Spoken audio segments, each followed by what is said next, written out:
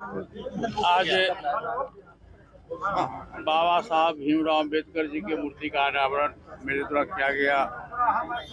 आज हम लोगों के बीच में हमारे बड़े भाई साहब स्वर्गीय श्री रामविलास पासवान जी मौजूद नहीं हैं, लेकिन उनके दिल का अरमान था कि कलेक्ट्रेट के अंदर कैंपस में बाबा साहब भीमराव अम्बेडकर की प्रतिमा लगे। और आज हम लोग के बीच में नहीं है, लेकिन हम डीएम साहब की सराहना करते हैं कार्यों की कि डीएम साहब के प्रयास से आज बाबा साहब भीमराव अम्बेडकर की मूर्ति का अनावरण हुआ। और जितने समाज पूरे देश में, बिहार में दलित है, शोषित है, गरीब है, पिछड़ा है, सबों के अरमान बाबा साहब भीमराव अम्बेडकर थे।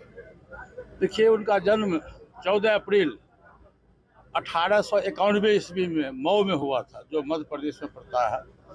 वो गरीब परिवार में पैदा लिए। उनके पिताजी सूबेदार थे और उन्होंने पूरे जिंदगी में लगभग 66 वर्ष तक उनकी जीवन रही और पूरे जिंदगी में उन्होंने गरीब के लिए, शोषित के लिए, समाज के लिए उन्होंने लड़ाई लड़ी। और आज पूरा हिंदुस्तान देश आज़ाद होने के बाद 1949 में उन्होंने अपना भारत का संविधान, उस समय के जो राष्ट्रपति थे डॉक्टर राजेंद्र प्रसाद जी, उनको उन्होंने सौंपा। और ये देश में 26 जनवरी 1950 को देश में उनके लिखा हुआ संविधान आज देश में लागू हुआ। और उसमें पूरे देश के लोगों के हित की बात उन्होंने किया। खास करके जो हम लोग समाज के जो लोग आते हैं, अनुसूचित जाति और जनजाति के जो लोग हम लोग हैं, आज ये बाबा साहब की देन है कि आज इस कुर्सी पर बैठे हुए हैं। ये बाबा साहब की देन है कि जितना पूरे देश में जितना भी गरीब, पिछड़ा, अति पिछड़ा, दलित समाज के लोग हैं, उनको हम लोग भगवान के रूप में मानते हैं। वो हम लोग के लिए भगवान थे।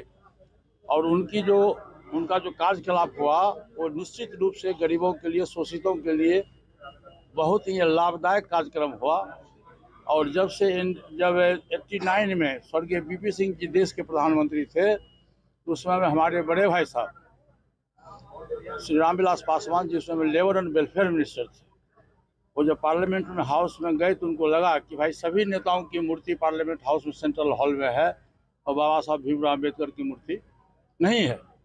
उन्होंने as a labour welfare minister की हैसियत से प्रधानमंत्री जी से बात की और बात करने के बाद सेंट्रल हॉल में, पार्लियामेंट के सेंट्रल हॉल में बाबा साहब का आदमकद मूर्ति लगाया गया। दूसरा उन्होंने काम किया 1990 में, सुन लीजिए अब, 1990 में बाबा साहब भीमराव अम्बेडकर को इसके पूर्व भारत रत्न की उपाधि नहीं मिली थी। बड़े बड़े नेताओं को बिहार देश में मिला था, लेकिन चूंकि वो दलित समाज में थे इसलिए उनको भारत रत्न की उपाधि नहीं मिली थी। ये बाबा साहब भीमराव अम्बेडकर को स्वर्गीय बीपी सिंह जी का और पासवान जी का देन है कि भारत रत्न की उपाधि से उनको सम्मानित किया गया। और उसी दिन ये भी घोषणा हुआ कि 14 अप्रैल जो बाबा साहब का जन्मदिन है, उस दिन राष्ट्रीय छुट्टी घोषित हो।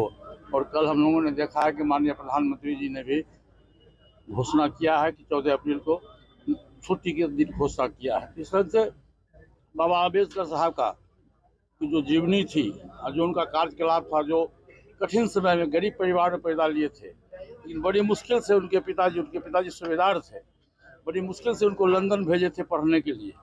और लंदन में पढ़ाई की उन्होंने। पढ़ाई करने के बाद देश के पहला कानून मंत्री बने। और जब एनडीए की सरकार बनी, हमारे प्रधानमंत्री श्री नरेंद्र मोदी जी ने लंदन में जहां वो पढ़ाई करते थे, जहां उनका पुस्तकालय था, वहां बाबा साहब भीमराव अम्बेडकर के नाम से संग्रहालय उन्होंने बनाया। बाबा साहब भीमराव अम्बेडकर मऊ में जहाँ पैदा लिए थे वहाँ उनके नाम से बनाया गया। और दिल्ली में जनपथ पर बहुत बड़ा स्मारक बनाया गया। बहुत बड़ा स्मारक है, हमको लगता है कि कम से कम 5 एकड़ जमीन में स्मारक बनाया गया है। और पूरे देश के लोग बाबा साहब भीमराव अम्बेडकर को आते हैं और वहाँ पूजा और अर्चना करते हैं। आज ये हम लोग के बीच में नहीं है, लेकिन उनकी याद, उनका काम, उनका कर्म पूरे देश में, देश ही नहीं विदेशों में भी उनकी कीर्ति है।